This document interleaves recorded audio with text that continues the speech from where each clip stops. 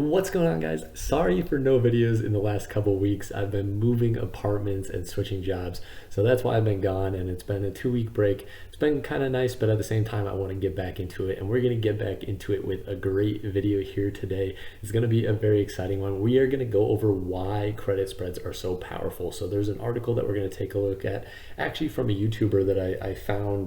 Basically after watching this video, I found the article that he referenced in it, and it's a very interesting article. It talks a lot about basically how volatility affects options, why put credit spreads and credit spreads in general are very effective, and then it actually even goes over results that have been seen over 10-year periods over back tests. So we're going to take a look at it, and we're going to actually take a look at his video real quick, give the guy a shout out, and then we're gonna get into all this. So I hope you enjoyed the video. If you do, make sure you drop a like down below, and if you want to see more videos like this one, make sure you hit that sub button. So looking at the market today, we are down 1% exactly, and over the last couple days we've kind of started to pull back again.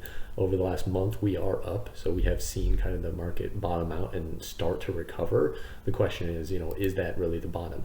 But really what we're experiencing is a lot of volatility. So we have a lot of down moves, up moves, down moves, up move, down move, up move, and then we're kind of experiencing another pullback in here. So this is a perfect market condition for trading options, because you have basically a lot of volatility in the market, which makes options more expensive. And we're going to see that here in the article that we're going to look at.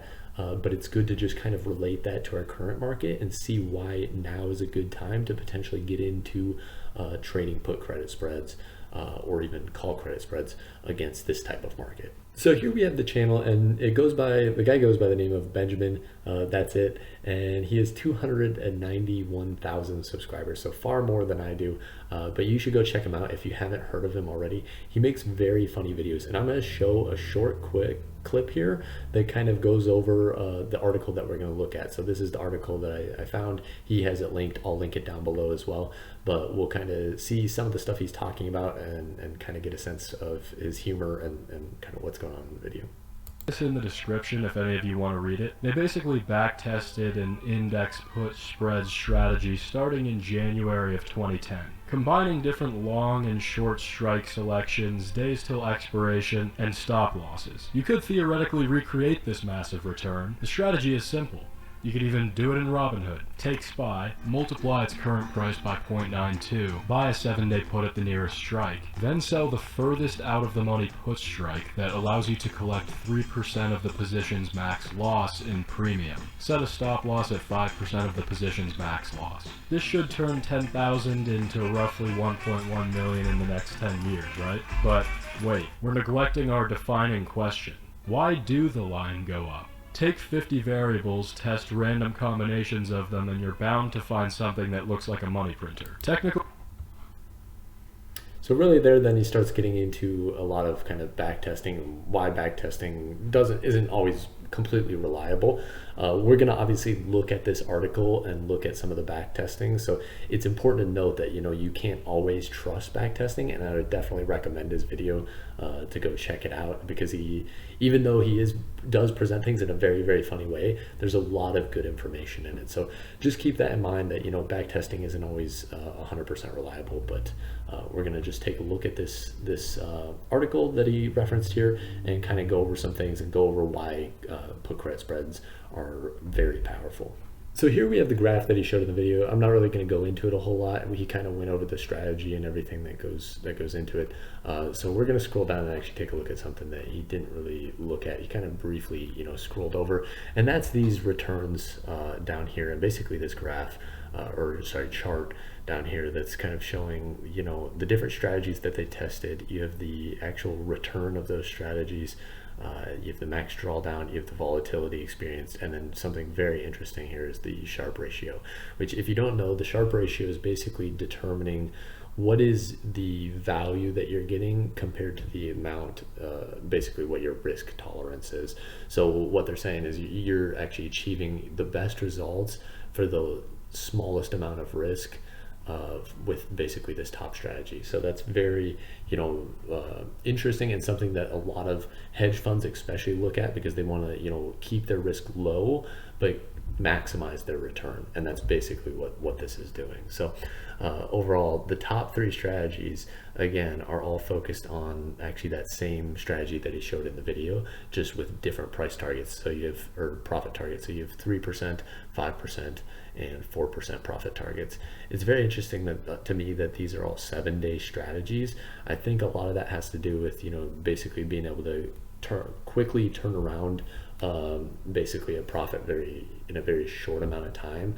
I often trade 30 to 45 days, and you know, you can experience a lot of different types of volatility over a 45-day span. You could go from, you know, a normal market conditions to either very low volatility as the market, you know, continues to rise, or very high volatility if the market, you know, turns around and starts to tank. So it's just interesting, you know, that those are all 7-day strategies, and kind of that the top three are all the same thing. So just wanted to point that out, and then you can kind of see the returns in here. So 56%, 67%, and then 59%.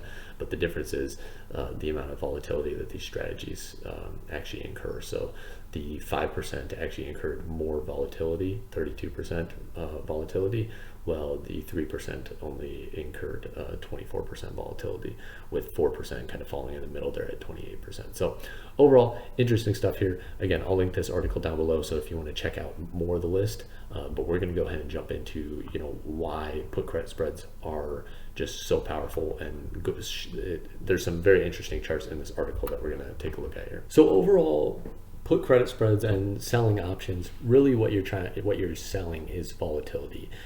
You want the market to, when you're selling, you want the market to be very volatile. You want VIX to be very high, and then, you know, you want to sell it at a high point and then basically let it contract. And as it contracts, as the VIX falls, basically then you can buy back your put spread, your put, whatever it may be, for a lower price, and basically collect the difference. And this chart here is interesting. I mean, it's something that you kind of intuitively know, but basically what they have here is the VIX versus the SPX or SPY. You know, they're basically the same thing, but SPX, as it falls, it's the S&P 500, you're seeing that volatility actually increases. So an inverse relationship. Again, this is very kind of basic stuff that you kind of understand if you know anything about the VIX, is that as stocks fall, people become more worried. The VIX is kind of a fear index, right? So as people sell off their stocks, generally there's more fear in the market. So that's kind of the first thing that I wanted to point out that kind of leads into the next topic here. So as I mentioned, that last graph was kind of very intuitive. You should kind of know that if you're dealing with options, that the VIX and volatility as it goes up, or as the market goes up, VIX generally goes down, and then as the market goes down, VIX generally goes up. So that's kind of something, a very basic thing to understand with options. But this is kind of, you know, the second level. So once you get kind of some of the basics down, this graph right here is actually showing implied volatility versus realized volatility. So in red you have the implied volatility, and then in green you have the realized volatility. So what that means is, right, implied volatility is when the market experiences, let's say, a down move, right, they are pricing in a certain amount of volatility for the next month or so. Once the market and then basically after that month has gone by, you can look at what amount of volatility did the market actually realize. So that is realized volatility. And what you notice here when you're kind of running those two numbers side by side is that the green line is almost always below the red line. And what that means is basically that, right, implied volatility, the red line, is always higher than realized volatility. And when those discrepancies get large, like you're seeing in here, this is kind of one of the biggest gaps. You can see a very large gap in here as well, and then another large gap in here. When those discrepancies get very large, that's when basically is the best time to sell basically spreads, because what you're capitalizing on is the difference in these two basically values. And that's really huge to understand, is that understanding that difference is what makes up the profit that you're actually going to see from the spread. Because basically, right, it's pricing in, if the green line stays, you know, even with the red line, that means that it priced in perfectly basically the volatility during that time frame. You know, so the difference is actually where you're collecting premium and where you're really off, well off. So hopefully that kind of makes sense. Kind of think about that and think about how those two relate, and then how it relates to your premium and how much you're collecting. But what we can jump into is kind of down here, and this is actually showing basically the difference in the line. So anytime that, right, it's above zero, what you're seeing is that basically that means that there's a difference between the red line and the green line in the positive direction, right? So what this is actually taking is basically the VIX minus your realized volatility. So if you think about that again, your VIX minus your realized volatility. So that's again the difference between these two lines. So when the line goes negative, like you're seeing, you know, these small ones down here, this big one down here, when the line goes negative like that, that's basically just saying that your realized volatility is way higher than the VIX, right? And that makes sense. You can kind of see in this chart up here, right? The realized, or the implied volatility was really low, but instead the market probably tanked at this time. Well, yeah, this was 2008, so yeah, it tanked huge, obviously, and you know the market wasn't pricing that in. So once it priced that in, you know, you would have had a downturn.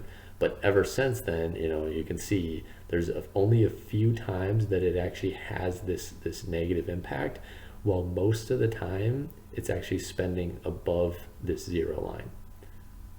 So hopefully that makes sense. Basically, these are your drawdowns, and then, you know, the time above is really what you're capitalizing on. So if you had a really down market, a really negative market, then obviously put spreads are not generally the best strategy. But overall, you can see that, you know, over the last, what is this, 20 plus years, basically this has been profitable and a great strategy to have. So again, watch Benjamin's video. He kind of goes over some of the things about back testing and why, you know, past results don't indicate future results. So it's good to understand that, but it's also good to look at put credit spreads as basically a part of your portfolio.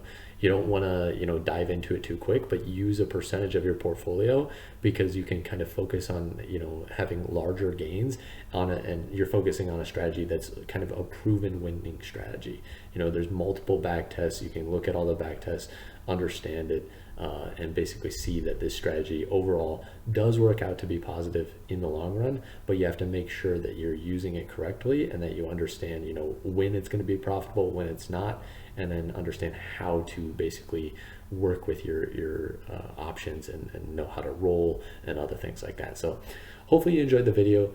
If you did, make sure you drop a like down below. And if you want to see more videos like this one, make sure you hit that sub button. Otherwise, have a wonderful rest of your day.